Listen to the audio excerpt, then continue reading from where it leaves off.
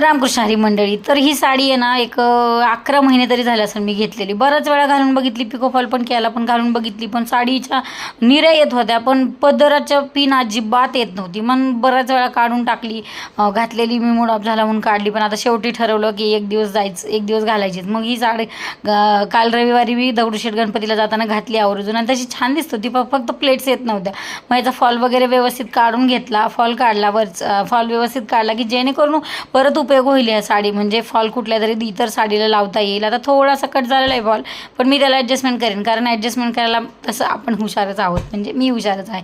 म्हणून तो फॉल असा व्यवस्थित गुंडाळून वगैरे ठेवला. ज्या वेळेला ह्या कलरची साडी येईल किंवा एवढं तेवढं चालतं तसं करून आपण करता येईल. आणि तसं तर टी व्हीवर छान गाणं लागलं होतं साईबाबाचं, ते गाणं ऐकत ऐकत मी मगन झाले होते, आणि खरंच छानच वाटते. दिवस तसा छान आहे. त्याचं कारणही तुम्हाला नंतर सांगेल. बाय, सबस्क्राईब करा. बाय.